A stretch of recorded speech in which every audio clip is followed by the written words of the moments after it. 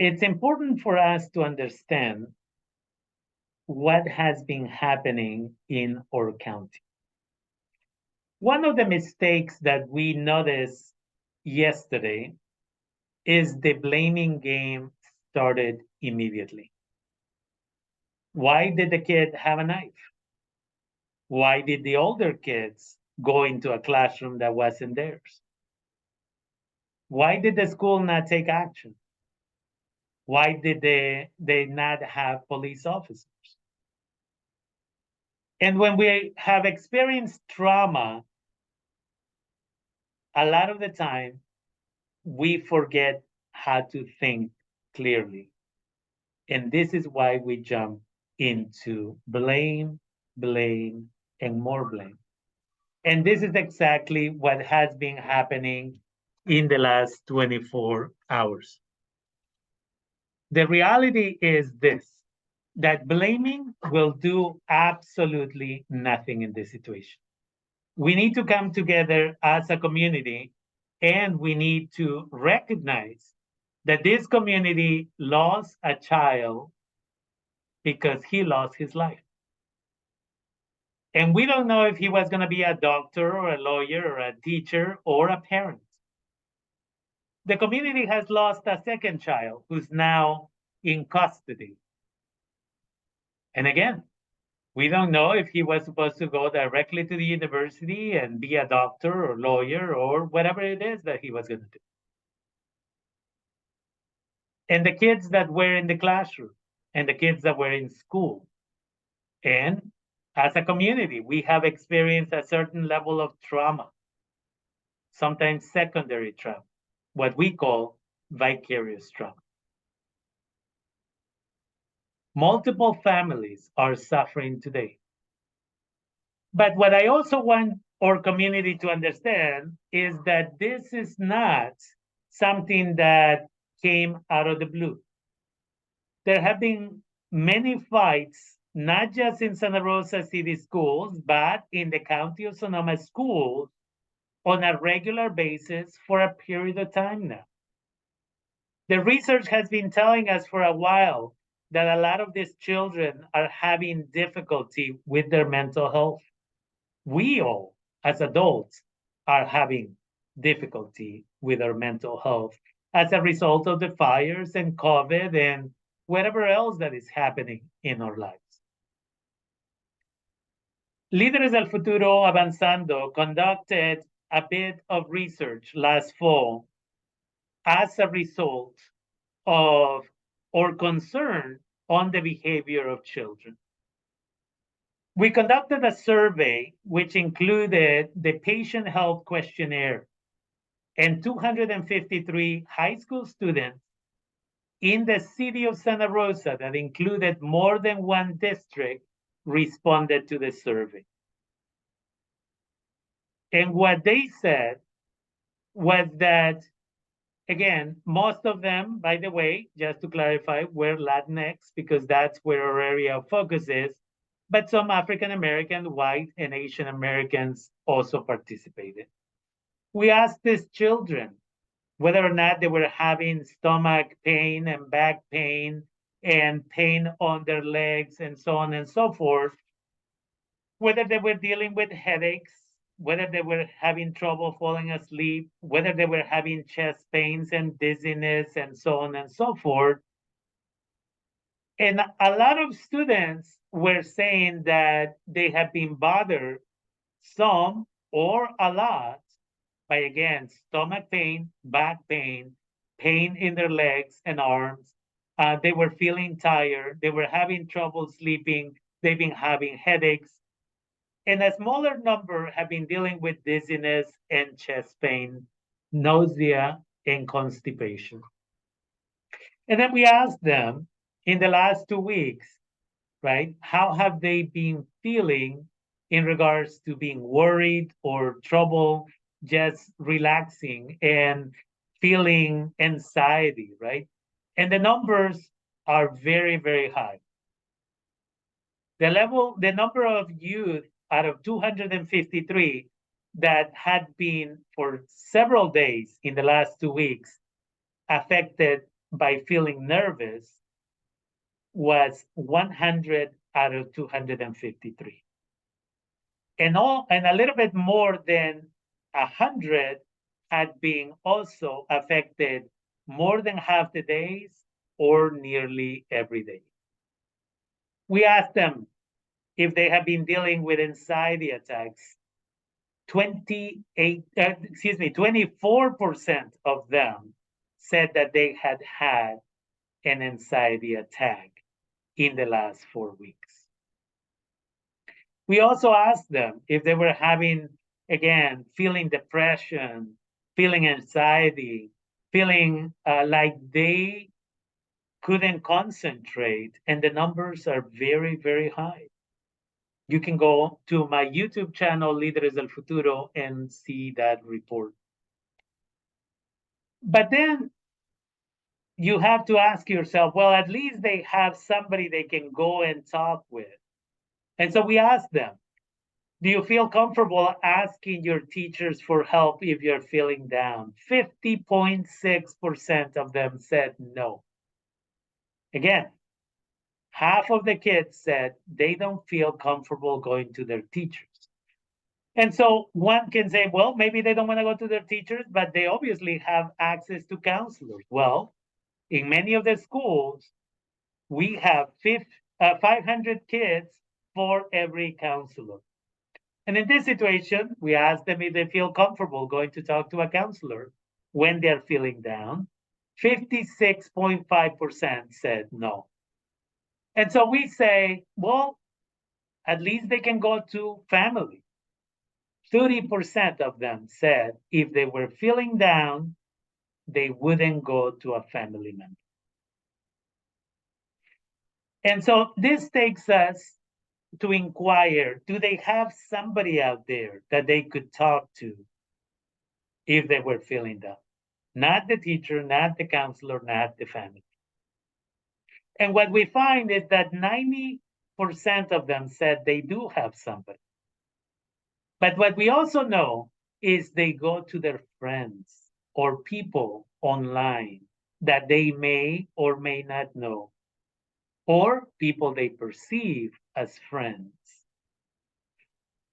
And so, as a result of this, many of these kids also told us that 25% of them told us that they know of someone that is using drugs and alcohol to cope with their feelings of anxiety, depression, and possible suicide ideation. 25%.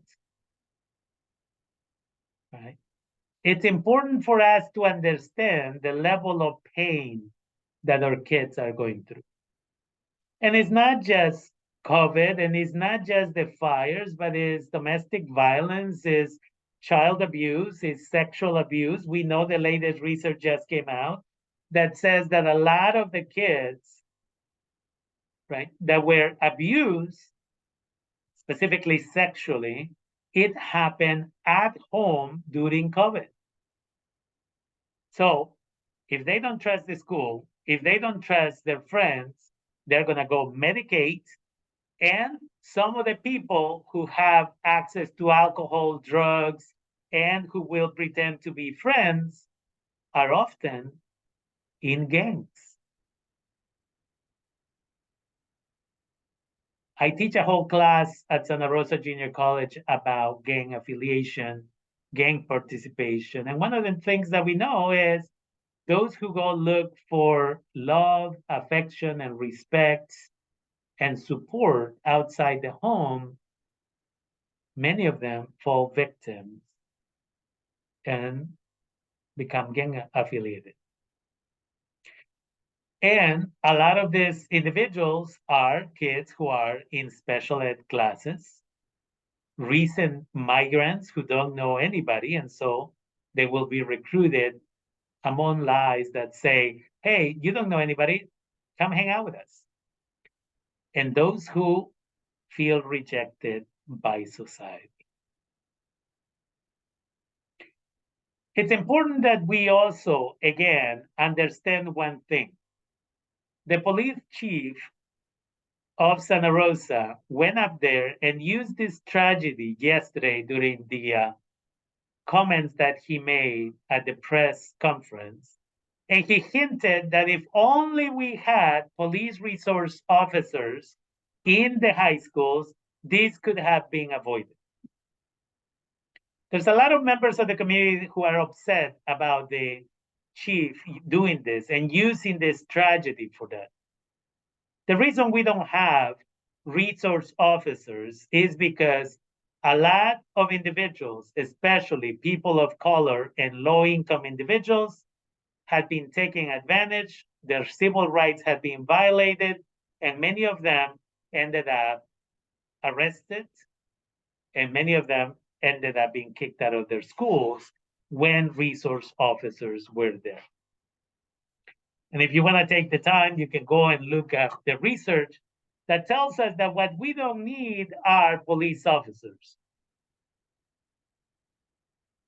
What we need are social workers, therapists, counselors who are trained on trauma and proper care. That's what we need. Clarifying something that is important here is, as someone who has a degree in law enforcement, I also have a degree in corrections. I also have a degree in criminology, from Sonoma State University. The first thing that my former police officer professors at Santa Rosa Junior College taught us years ago is police do not prevent crime. That is not their job. Let me repeat this. It's not the job of the police to prevent crime. That is not their job description. Their job description is to arrest individuals accused of crimes and conduct investigations.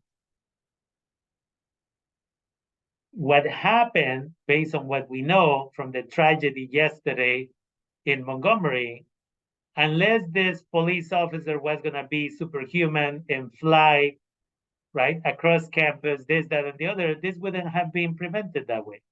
But again, social workers and individuals who are trained in trauma-informed care could have done a lot more. Or priorities have been in the wrong place.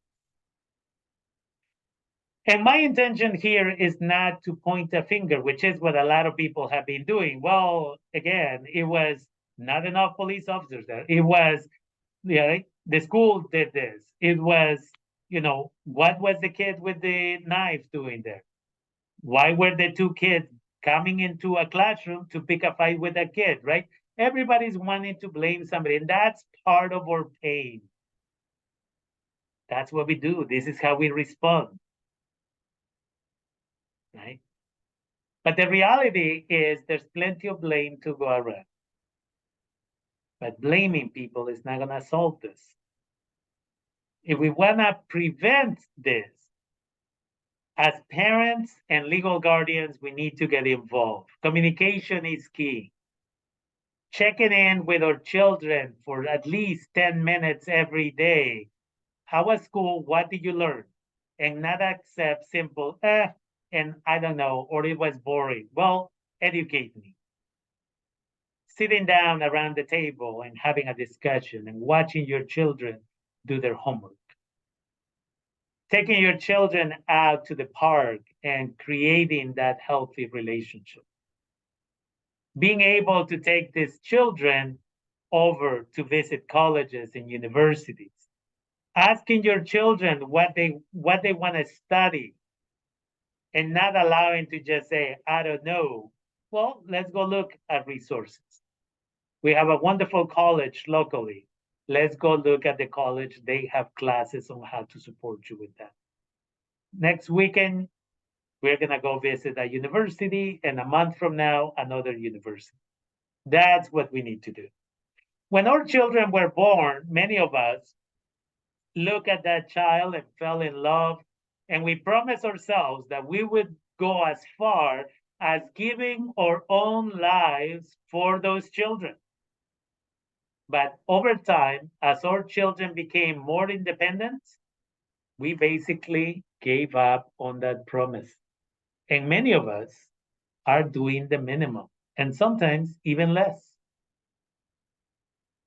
It is important that we reconnect with our children, that we use this horrible tragedy to reconnect with our children, to reach out to other families, to create community. If you can volunteer at the school, go volunteer at the school.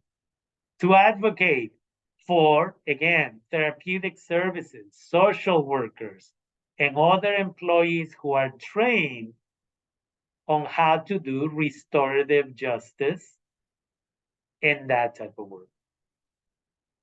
At this moment in Montgomery High School, it's important to know that Humanidad Therapy and Education Services has a special program called Teen Convivencias, which is similar to group therapy. And they have been working with some kids there. The next training or the next event is going to be on March 7th, and another one is going to be on March 16th. So if you as a parent need to learn more, you can call Montgomery High School and ask about that event. Sign your child up for that. Right? It's important that they process this experience so that they can heal. So we invite you to, again, work with your children. The last question we asked these children in the survey was, how many of you feel ready for college? Out of 253, only 24% of them said that they felt ready to go to college. Again, it's not just about taking our children to school and dropping them off. It's about working with them to plan for the future. This is not the time to blame. This is the time to come together.